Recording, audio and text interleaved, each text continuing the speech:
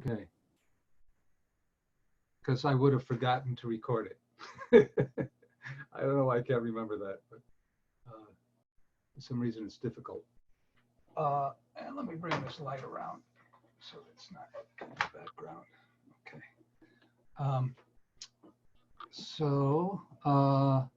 Great. And let's see. So I want to make this bigger. And if I go there, I think it's this one, yeah. I want to, I don't know, I don't want to fill and sign. Can I just, yeah, get rid of this thing on the side? Yeah, okay. And so I think we had gone through these 12 principles, right? And just to be brief about it, some of these are listed kind of twice in the sense that, you know, you have the, are we clear on this business with a statement and its converse? Okay. I guess I need to put this above here. Okay.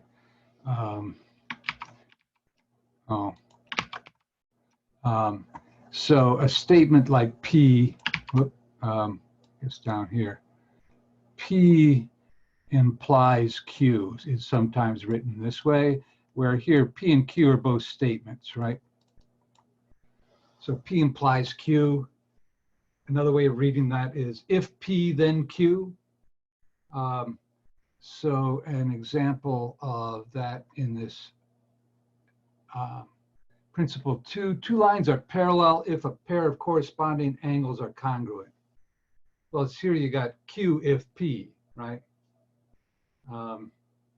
Which is the same as P implies Q, but it's they just sort of written in a different order. The if is the premise, and what follows from the premise is the conclusion. So we could say that if a pair of, and let me add, if when a transversal cuts two lines, it forms corresponding angles which are congruent, then those two lines are parallel, right? So the premise is a transversal forms corresponding angles congruent, and the conclusion is the two lines are parallel. However, the converse of that statement, which we would write as, where can I, let me see if I can, I don't get a little bar over, I do, okay. So if I can move this, oh God, it's too hard. Okay, the converse of the statement, then we write it over here, would be Q implies P. And so in fact, let me do these together here. So if you have both, whoops. If you have both of those, I can't see my cursor, okay. Okay, so if we have P implies Q, where P is some statement, that's the premise, right? If P, then Q. If a transversal forms corresponding angles congruent, then the lines are parallel. The converse of that statement is this one, right? Which is that if Q, then P, and in this case, that's also true, right? If two lines are parallel, then a transversal will make corresponding angles congruent, right? So when you combine those two things, you have an if and only if statement, right? P, if and only if, and the if and only if is like a double arrow, Q. So another way of writing that is P, if and only if, and this is the double F, if and only if, Q. Right, another way of saying the same thing. All right, so I'm kind of monitoring the chat. So if you want to, you know, ask a question or make an observation, you can either unmute and blurt out, or you can, or I should say, interject tactfully, and that's welcome. Or you can put something in the chat, right? All right, so so that's the logic. And a lot of these principles up here are, in fact, if and only if statements where the statement and its converse are listed separately. So there's really only 6 kind of, well, I don't know, each one is an if and only if. Let's clear the deck here and go back and see, right? So the first one says through a point, oh, so this is an axiom, right? The parallel line postulate. So that's not an if and only if. This one is, right? And its converse is also true. We talked about that. So 2 lines are parallel, alternate interior, and that's another if and only if, right? So a transverse forms alternate interior angles congruent if and only if the 2 lines are parallel, right? So you could write it together that way. A transverse forms interior angles on the same side of the transversal, which are supplementary if and only if the 2 lines are parallel. Lines are parallel if they are perpendicular to the same line, if, and that's another if and only if, right? Okay, so let's get past all that. There's some solved problems in here. Let's get past the solved problems. Well, here's a nice little proof, right? So that's maybe something we can talk about. Proving a parallel line problem. So given AB is congruent to AC in that diagram, AB and AC are congruent. Prove that AE bisects DAC. Well, let's try, let me try to do this without looking at their solution, and then star your important files for quick access anywhere. I'm sorry, I'm just reading the software. So let me get out the DocuCam here. Let's see, can I do this? All right, and then this.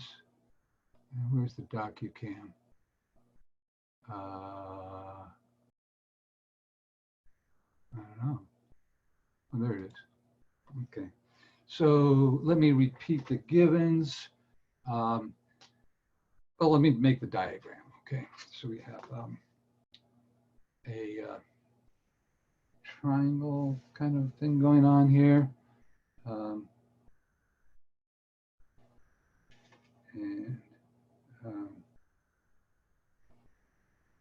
The points are labeled. There's a D up here.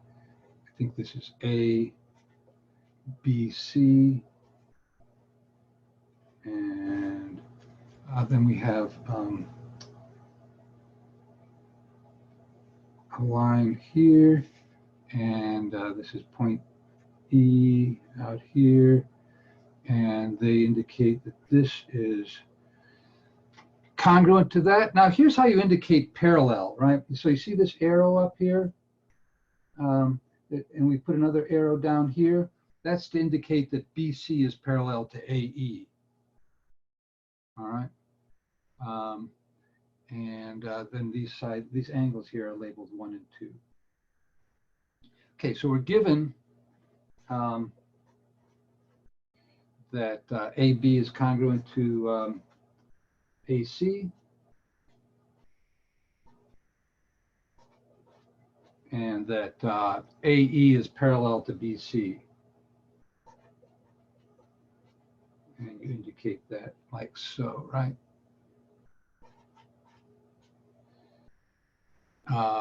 Then we want to prove,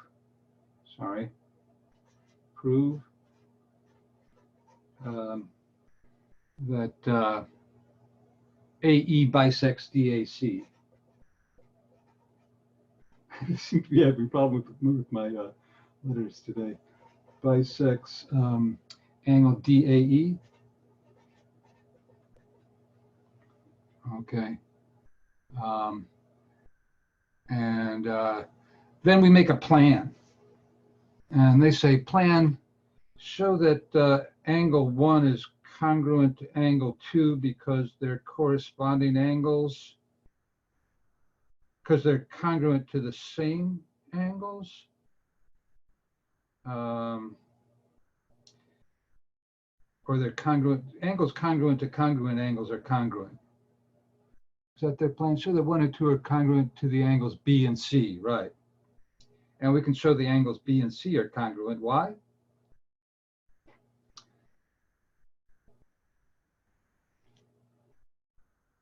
Well, triangle ABC is an isosceles triangle, right?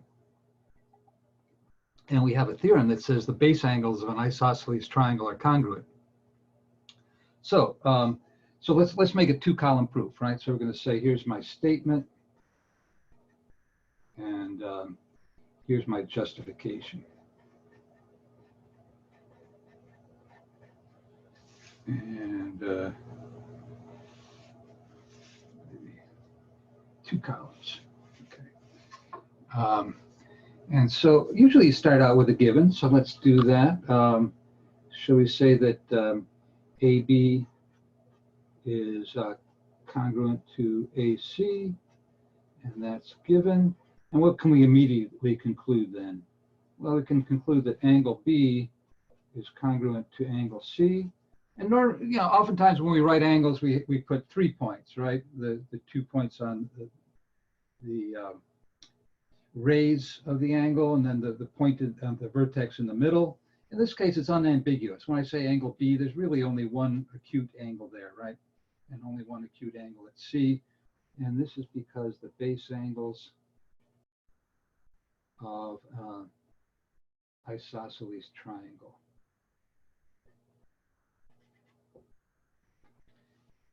What about the base? Well, they're congruent, right? But that's, yeah, I mean, that's enough to sort of invoke that justification, right?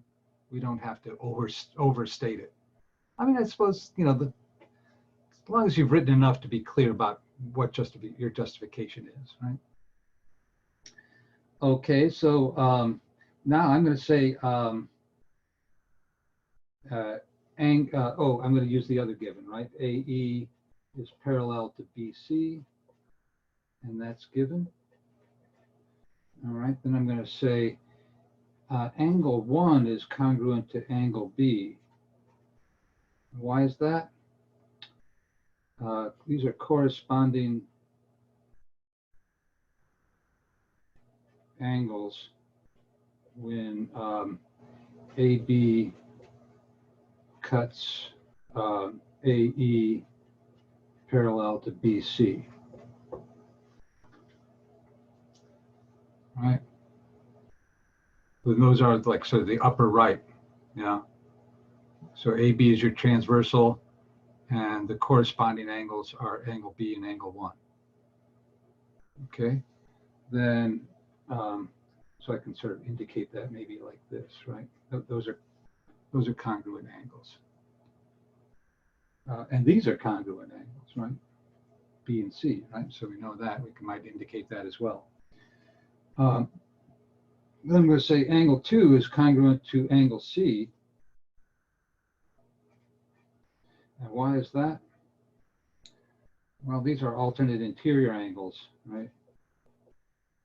And I will abbreviate alternate interior angles like that when AB cuts AE parallel to BC.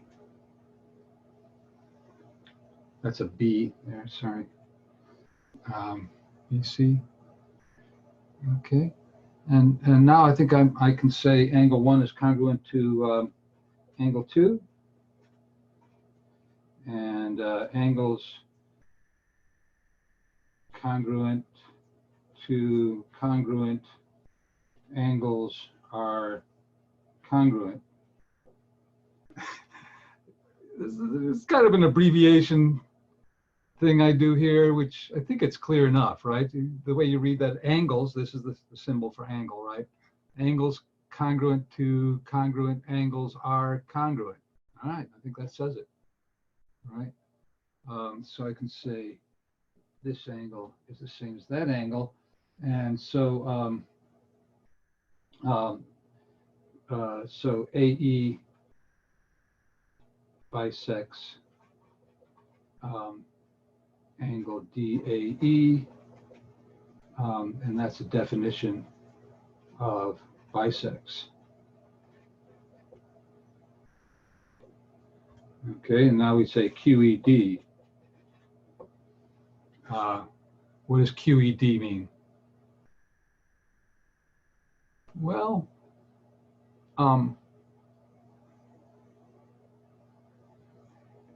there's sort of a bunch of different things it might mean. Quad, erat. These are so it's an acronym, right? It's the first letter of these three words. The first word being quad, second word being erat, and the third word is demonstratum, which makes it sound like a Harry Potter spell or something. That's demonstratum, and it is Latin, right? So oftentimes in the Harry Potter books, I think you would have spells in Latin, as I recall. Anyway, yeah. So it means that which was to be demonstrated.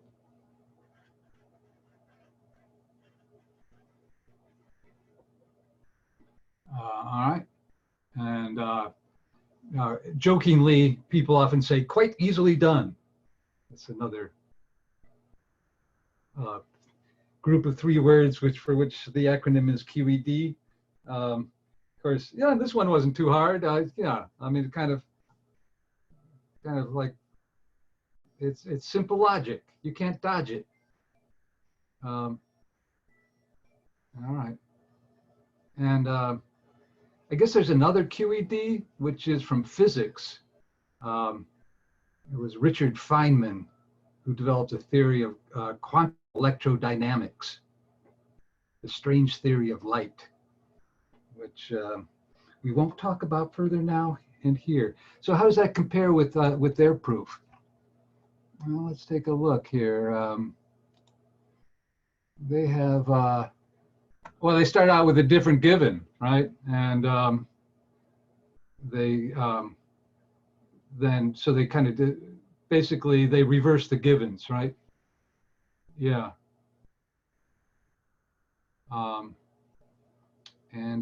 Yeah, other than that, it's the same proof, right? And so that sort of points out that there's no one way of doing these things. You know, there are many correct ways. There are many incorrect ways. Okay, so so here's another one. You know, look at that one. So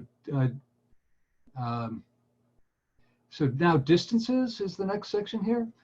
So the distance between two geometric figures is a straight segment, which is the shortest segment between the figures. So now the shortest segment idea is a little bit slippery. It's, you know, what's the shortest distance between you and a point on the wall, opposite the wall that you're, you know, in the room in which you're sitting? Well, the least amount of energy you would need to get from where you are to that point on the other side of the wall is probably to go through a door or two and walk around the building, get outside the building maybe, and or maybe just go into the adjacent room, depending on which wall you're looking at. But that would not be a straight line, but it is like the least energy distance, right? Because breaking through a wall generally requires a lot of energy. So, but you can still sort of imagine a straight line distance between you and that point on the other side of the wall. You just can't easily traverse that straight line. All right, well, let's, so this is the distance between a point and a line. Okay, so now, then you have to drop a perpendicular to the line, right? The distance between two parallels is a segment perpendicular to each of those parallels, right? The distance between a point and a circle. Should we draw a circle? Let's see, I need to get my circle drawing apparatus going here. So let's get back to pencil and paper. Let's see if I can find a shorter pencil, because the pencil I have been using a little bit long. I don't know, I probably don't have readily available a nice short pencil, do I? That would be asking too much. That's all right, I'll use the long one. Oh dear, I have to close my desk drawer.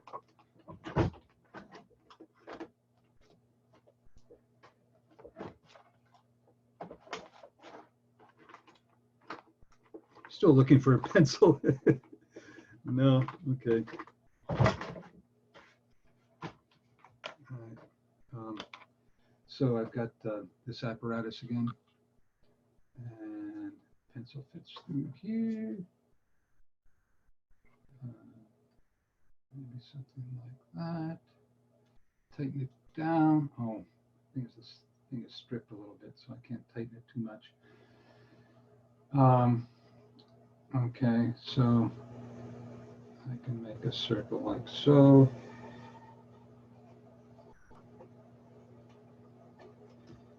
Yeah, is that a visible circle?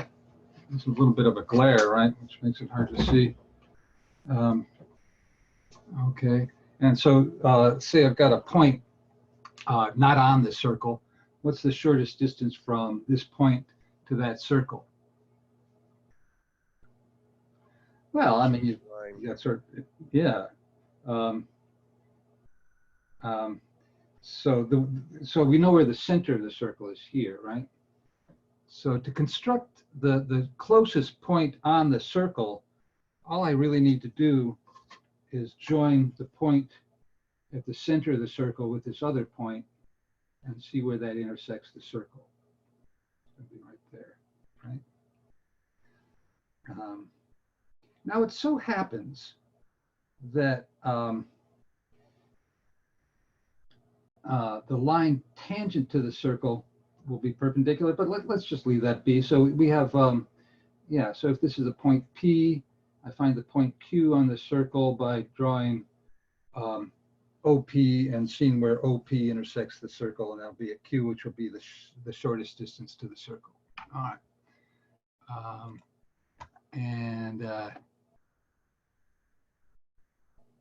Yeah, so they're mentioning the center of the circle here, right? I guess that's what I like about using Adobe Acrobat, is I can mark on the diagram. So the distance between two concentric circles,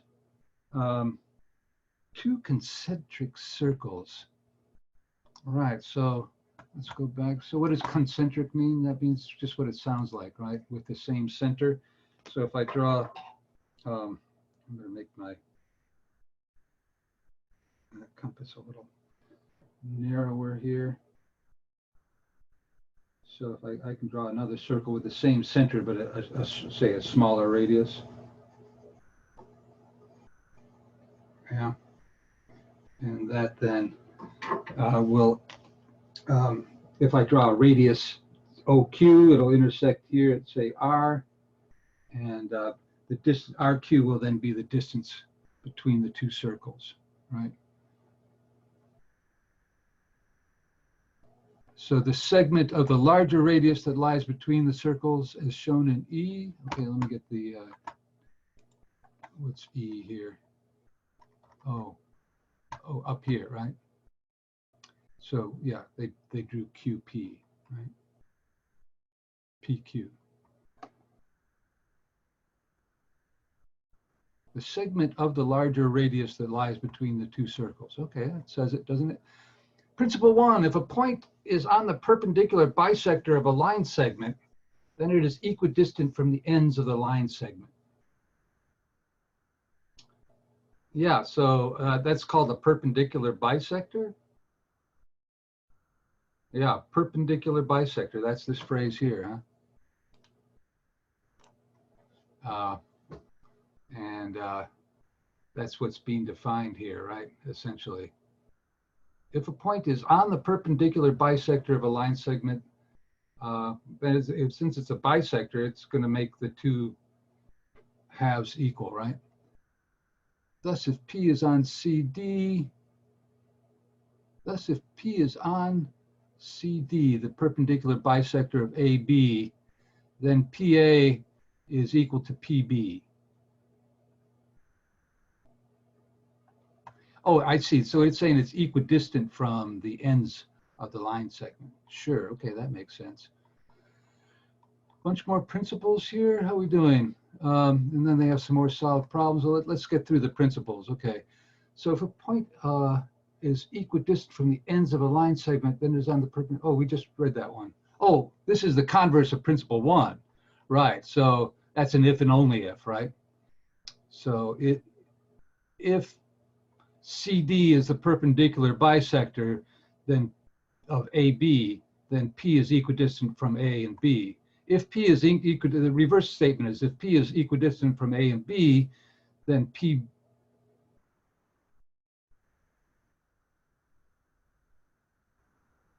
Let's read that. If the point. Oh, then yeah, then P is on the perpendicular bisector. Okay. Principle 3, if a point is on the bisector of an angle, then it is equidistant from the sides of the angle. Should we see how, let's do this. Let's see how to construct the bisector of an angle.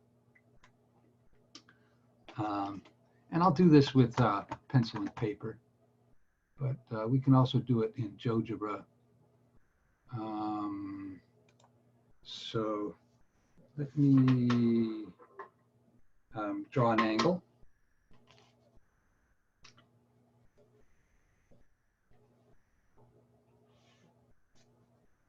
That's easy enough to do. Now I want to construct using ruler and compass. I should say straight edge and compass. What's the difference between a straight edge and a ruler? Well, a straight edge doesn't necessarily have these markings on it, right? It's just an unmarked straight line maker, right? So I would like to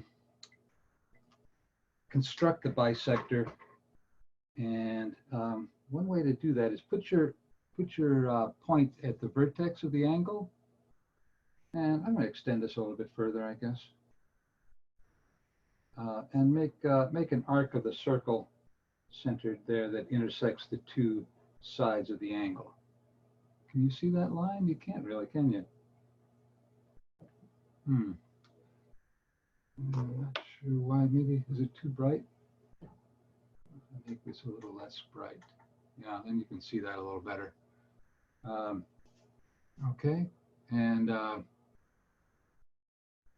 now what am I going to do? Well, notice we have these 2 points now, right? So I'm going to say this is A, B, C, and the idea is to bisect angle ABC. One, use compass or compasses. Let's just say a compass to construct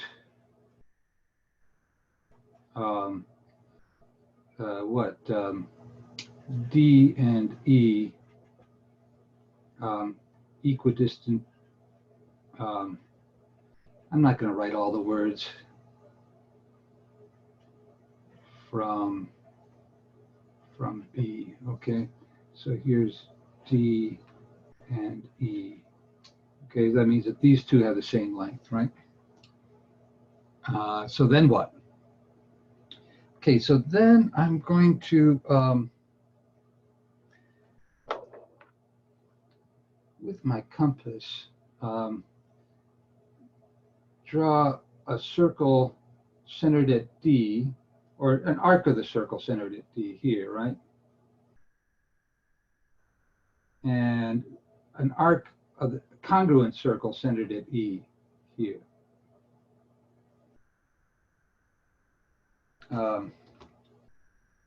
So that's step 2, right? Draw arcs of congruent circles centered at D and E. Okay. And let's say intersecting at F. So that's this point here. Then BF is your bisector. Do we need to prove that? How can we prove that? Well, I know that these angles are congruent. I'm sorry, these segments are congruent, right? EF. Why? Because they're radii of congruent circles, right? So I can say this is congruent to that, right? You see it now? Do you see what? Well, BF is congruent to itself. So triangle BDF is congruent to BEF by what principle? Side, side, side, right? They have 3 congruent sides, these 2 triangles.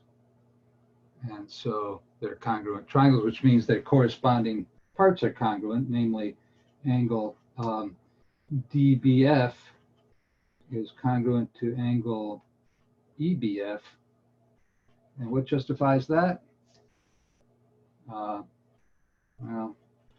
corresponding parts of congruent triangles are congruent. All right.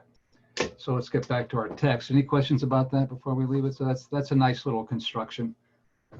And when you construct something using only straight edge and compasses, which is what we just did, that's called a geometric construction. And it was a game that the ancient Greeks liked to play. What's constructible? What's not constructible? So an angle bisector is constructible. Interesting sidebar. One of the oldest problems in antiquity that has been unsettled for a long, long time. Actually, I think it was actually settled by a French mathematician, Galois, in the 18th century, I want to say. I think that was 18th century. So it took a couple of thousand years to settle the question, and it was not easy. What's the question? Can you trisect an angle with ruler, a straight edge and compass? Not a ruler. It doesn't have any marks on it.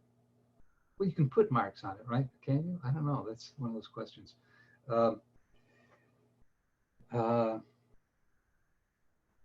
Yeah. Okay, let's move on. So we're going to go back to our text. If a point is equidistant from the side of the angle, then it is on the bisector. So again, that's similar, right? There's an if and only if statement.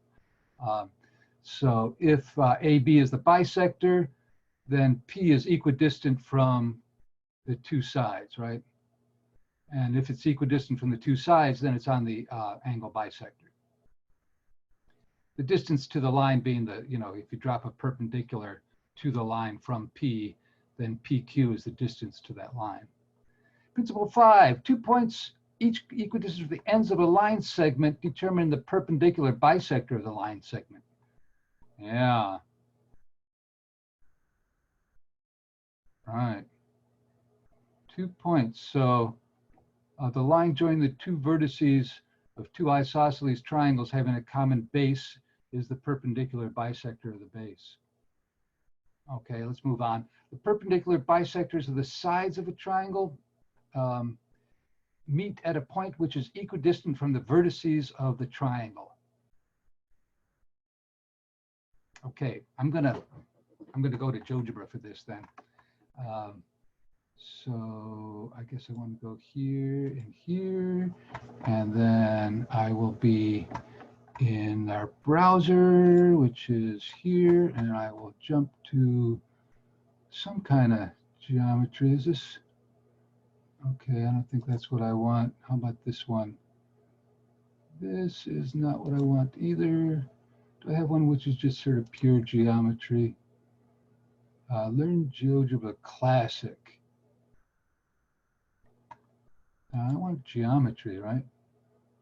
Oh, look at this little thing. They got a bunch of things you can. So the parent topic is math, and the subtopic is geometry. And look at all these other topics in geometry. You can talk about angles, plane figures. What if we jump to there? Oh, then it's got a whole nother world of plane figures. Triangles, okay. I haven't done this before, by the way, so I don't know where I'm going. If you go to triangles, we see isosceles, scalene, equilateral, trigonometry, right, similar.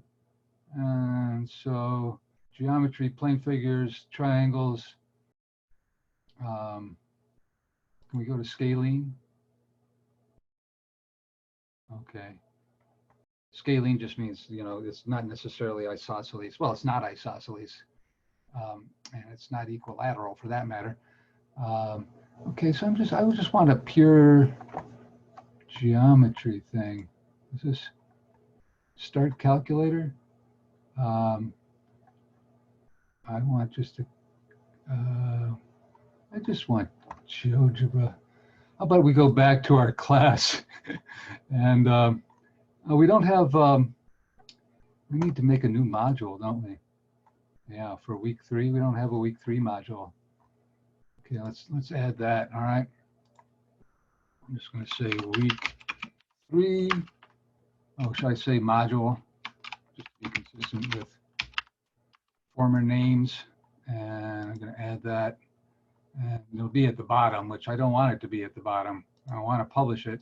So I'm going to move module to the, can you see what I'm doing? Yes, kind of. Well, I guess I need to make my window smaller, depending on what your window looks like. It may not all fit. I try to be conservative with that. Get it to fit in our window like that. Okay, and move at the top. All right, and then so now we're week 3 modules at the top. And I would like, now I lost my train of thought. Oh, I would like to go to week 1. Did we have resources? Oh, it's like a separate page, isn't it? Yeah. So the problem with this view is that I don't get the pages. I want to go to pages, I guess. Over here in pages, do we see resources? Okay, so then if I go to geogebra.com, it'll take me to here, and I just want the geometry calculator. There we go. All right. And so maybe, in fact, I will make this something we can look at in our current module. So if we go to module 1, I'm going to add an URL and GeoGebra geometry. Okay, I can publish that. So that'll make it easier to find that when we want to. Meantime, I have it here. Oh, here? Okay. And so I want to demonstrate this idea that the 3 angle bisectors of a triangle. So I'm going to make a triangle, right? And I guess I'll go to polygon. Yeah, and I just need to connect the endpoint with the starting point. Let me make me a little bit more wee. There. And monitoring the chat as always. So I want to construct the 3 angles. So how do you construct a bisector? Well, is it under more? Construct, right? Under more, we get more menu items here. And one of them is to construct. I guess I want to make this a little bit smaller. and construct perpendicular, perpendicular, parallel, angle bisector. There it is, right? That's my tool. That's a tool I want to use. So how do you use this tool? Well, first you select it. And then you see it's got some instructions down here. Select 3 points or 2 lines. Oh, okay, let's select 2 lines, right? So if I select this line and that line, boom, there's the angle bisector. And if I do it again, I select this line and that line, boom, there's that angle bisector. I'm going to do it a third time for the third pair of lines, or the third vertex. And what do you observe? The 3 angle bisectors are coincident, right? They meet at a single point. Ordinarily, three lines don't necessarily meet at a point, right? Think about the 3 lines that form your triangle. They don't meet at a single point. They meet at 3 pairs of points, right? But these 3 angle bisectors meet at a common point, and that point has a name. Should we give it a, should we plot it? I think if you just choose the point tool over here and then just make it anywhere near abouts, that'll be it. And notice that I can use my arrow moving tool. It doesn't matter where I put these points. D, that point of intersection of the angle bisectors, will always be, you know, the point of the place where these 3 angle bisectors are coincident, right? Yeah. And I believe that's, what's that called? There's the orthocenter, which is the intersection of the 3 perpendicular bisectors of the sides. That's not this point. There's the incenter, which if you draw, I don't know, what's this? So let's go back to the text and do, what are that's the circumcenter. Okay, right. Why? Well, let's go back to our diagram. So to do that, I just, undo this. So that's the circle. Oh, I'm sorry. No, this is, I drew the wrong thing, didn't I? Principle 6. Let's go back to the principle, shall we? Sorry. The principle says the perpendicular bisectors of the sides of a triangle meet in a point which is equidistant from the vertices of the triangle. So notice that I forgot which one I was drawing, and this is not that one. All right, so I'm going to go back to our diagram, and I could just hide these guys. I'm going to say,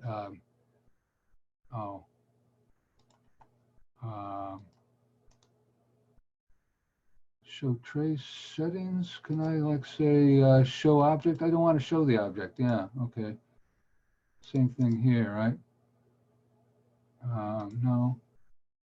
Let's close that. Oh,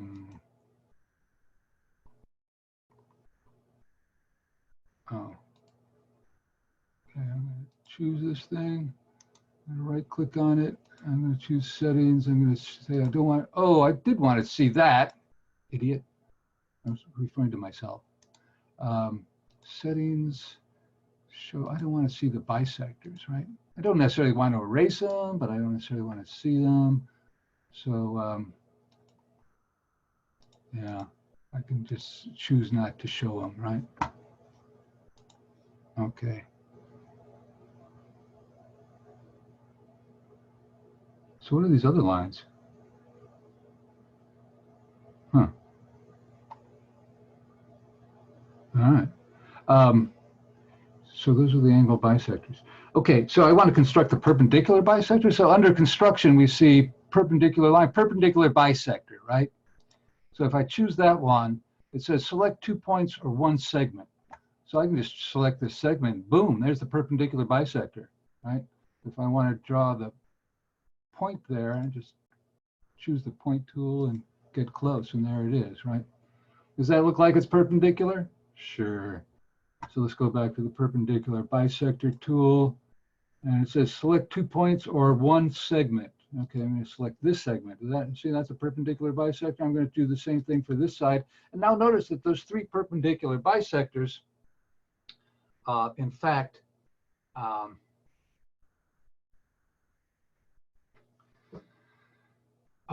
coincident also, right? So not only are the angle bisectors coincident, but the perpendicular bisectors are coincident.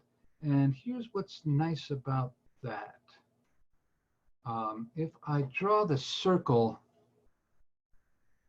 well, I want to construct this point at the center, right? This point here. And I want to draw the circle centered at that point that includes one of these vertices of the triangle. So where's my circle tool? Right here. So watch what happens when I do this. So I'm going to drag out the circle to include point B. So I want it to, notice that it also includes A and C then. So why is that? Well, if you look the other perspective, say take a circle and draw a triangle inscribed in that circle, like triangle ABC here, right? Then the perpendicular bisector of a chord goes through the center of a circle. Let me say that again. So see the chord AB, that's a chord of the circle. The perpendicular bisector of that chord will pass through the center of the circle. And that's true for all chords. So the perpendicular bisectors of the sides of the triangle will intersect at the center of the circle, which is drawn through the 3 points. And notice that, I can move things around here, right? So if I move this, it's not going to change anything about the fact that the center of the circle, which is this point F here, right?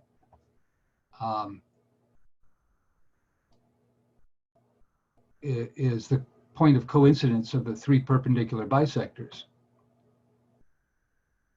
And should we make sure those we can measure? Let's say you measure the angle, right? So if we measure angle AEF, you see it makes a right, it says that's a right angle. If I measure, I need to choose the points, right?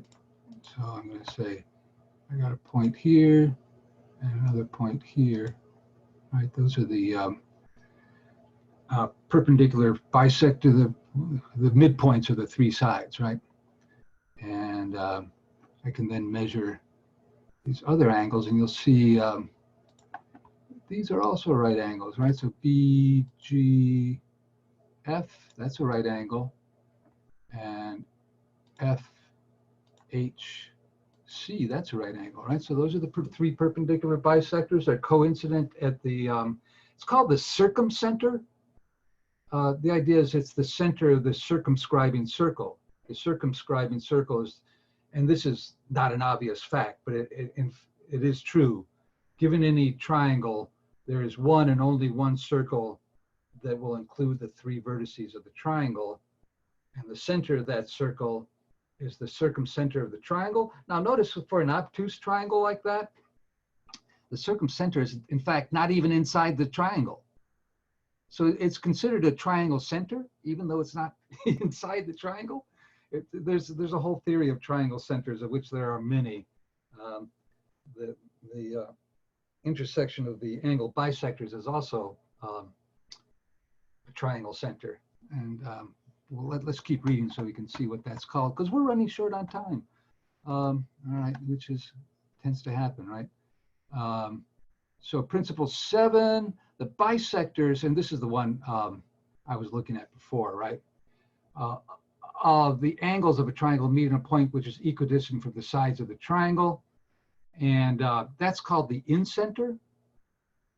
You see the word incenter here? That's being defined.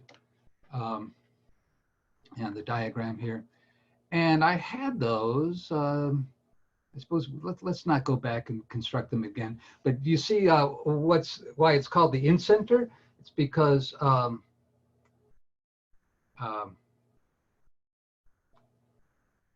the triangle, every triangle contains a unique circumscribing circle. It also contains a unique inscribed circle. that is the largest circle that can be constructed inside the triangle, and that the sides of the triangle will be tangent to the inscribed circle. Do you see that when we draw the perpendiculars from the incenter to the sides of the triangle, that in fact those meet at the point of intersection of the circle with the side? Yeah. So there's a lot going on. This is a huge amount of information here. And then we'll have some solved problems. I'll ask you to look at those on your own time. And then we have the sum of the measures of the angles of a triangle.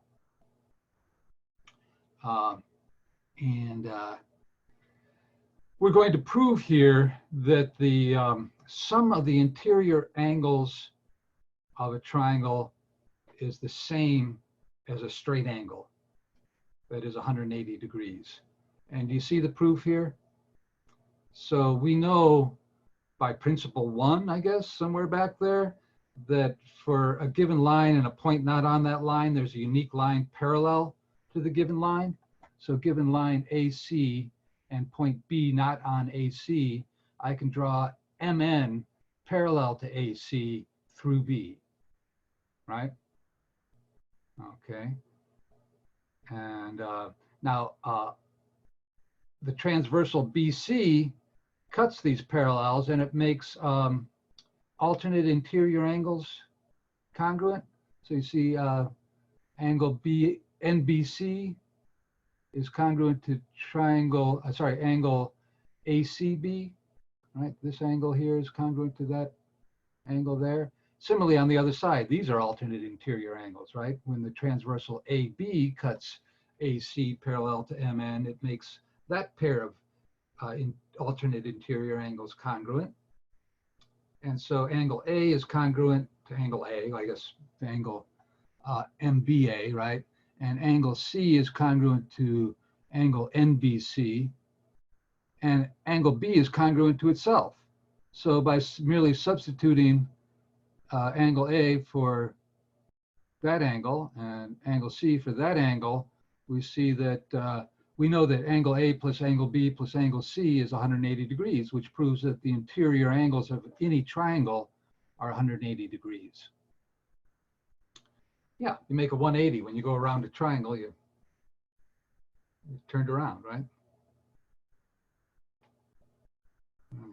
You've made a whole circuit. An exterior angle of a polygon is formed. This is a definition for exterior angle. Is formed whenever one of its sides is extended through a vertex. If each of the sides of a polygon is extended, as shown in this figure, the exterior angle will be formed at each vertex. Each of these exterior angles is the supplement of its adjacent interior angle. Right, so angle B prime is the exterior angle at B.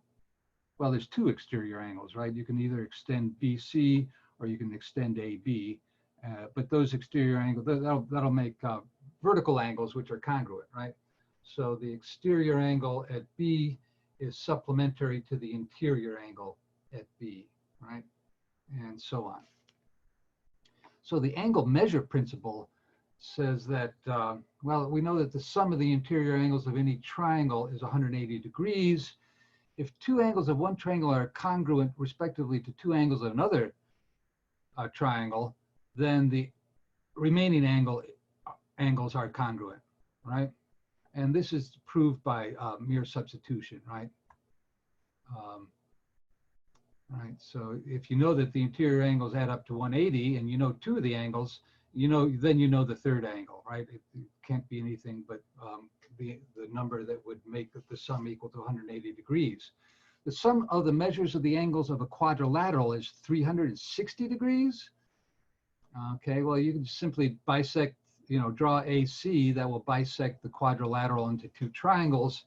The sum of the interior angles of each one of those triangles is 180 degrees.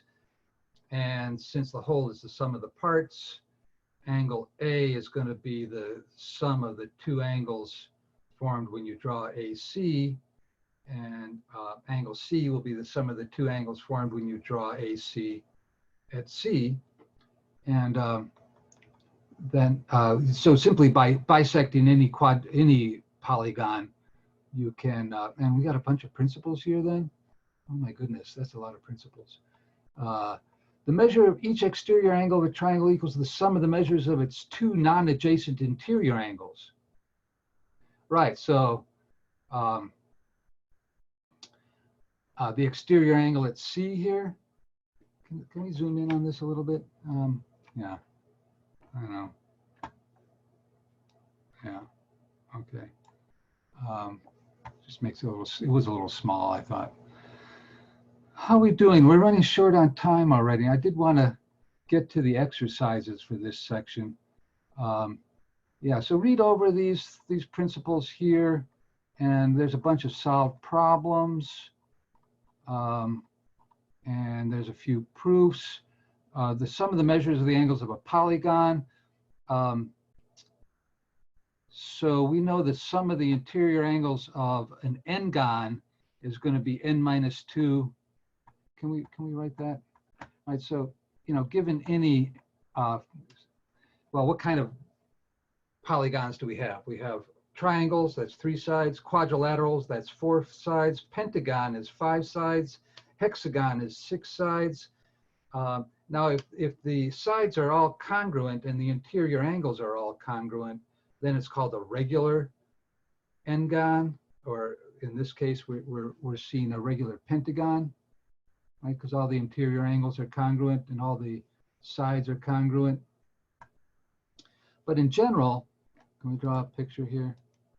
Okay, this is maybe I'll use the DocuCam, right? So I just want to say this about that. Oh, that's me. Okay. I need a new sheet of paper, don't I? Well, mean a new sheet of paper.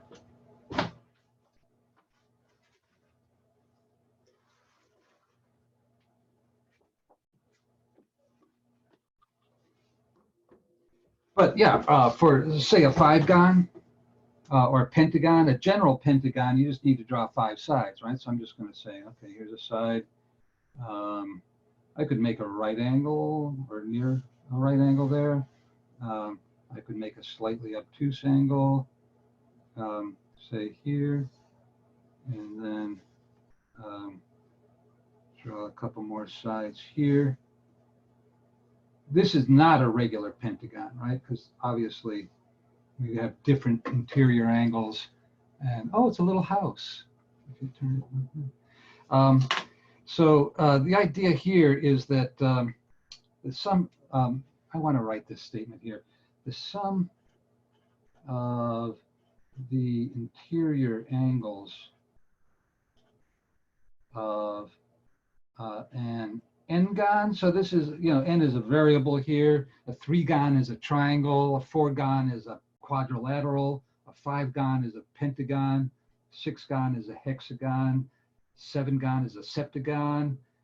8-gon is a octagon. 9-gon is a nonagon. How are we doing? Got 2 minutes. A decagon is 10 sides. I don't know, after that, it becomes a little more obscure. But the sum of the interior angles of an n-gon is n minus 2 times 180. Do you see why that would be 180 degrees, right? Well, I mean, there's different ways of doing this, but given any n-gon, you can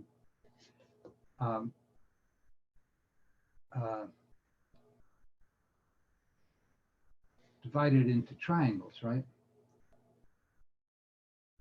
So I can draw these diagonals for the n-gon, or our pentagon. And shall we give these some vertices? A, B, C, D, and E. So so I can say angle A plus angle B plus angle C plus angle D plus angle E is equal to angle A plus angle B. I'm going to write angle ABE plus angle EBD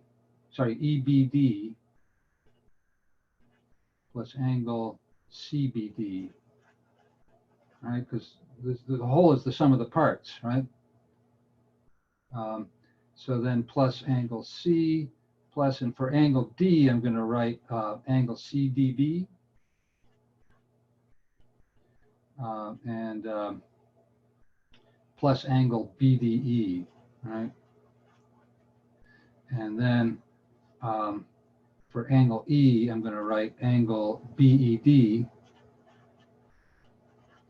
plus angle BEA, right? And now I can rearrange those so that I have angle A plus angle BEA, right? That's this one and this one, plus angle ABE, that's this one. And then I can write angle EBD, that's this one, plus angle BED, that's this one, plus angle BDE, right? That's this one. And then I have one more. Oh, this is plus, not equals, right? Plus. I have a run-on sum here. Are we out of time? Oh, we are. It's now 12:11. Well, you can see where this is going, right? I'm just drawing. I'm just drawing the. Divided it into the triangle pieces, right? So this is 180 degrees plus 180 degrees, right? Because these interior angles of these two triangles, and then the third one as well, right? So maybe I should use Roman numerals for those, right? Which we often do to label the triangles. So, all right. So this is triangle 3 is going to be the other one, right? And that's also 180 degrees. And so how many triangles can you divide it into? Well, the number of sides of your n-gon minus 2, right? So this is going to be equal to 3 times 180 degrees, which is 5 minus 2 times 180 degrees. And that's a demonstration of that. Okay, well, we'll meet again tomorrow. We're going to try to get Tomorrow? Yeah, the usual time. Yeah, and we'll take up from here. Any questions about anything before we leave off? Because I'm afraid we must. I just want to make sure I was marked here. I came in a little late. Oh, sure. My apologies. What's your name? Blake Intravaya. I got you. Okay. Me too. And okay, who are you? Adrian Aguilar. Oh, okay, gotcha. So we're All right. missing Kevin Missing- Jimenez. Okay, take care. Hector Ledesma. Ida Leva. Thank you. Yeah, thank you. Jacob Lopez. No. Carla Rivera. And Gail Salgado. Professor Jacob put in the chat that he was here. Oh, Jacob. Okay, I'm sorry, I didn't see that. I see it now. Ada Leva is here as well. I see that. Jacob Lopez, right.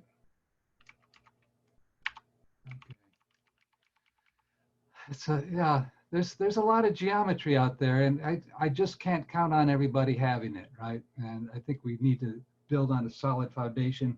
Without the geometry, trigonometry is nonsense. Okay, so we're gonna do this. All right, how about Luis Angel? Did you come in? Let's see. Okay. All right. Tia Zefik? Nope. All right. Okay, so I'm going to say that's a wrap for today, and seeing no other messages in the chat or questions interjected, I will end today's class and post it up as soon as it's published for me to do that. Ciao for now.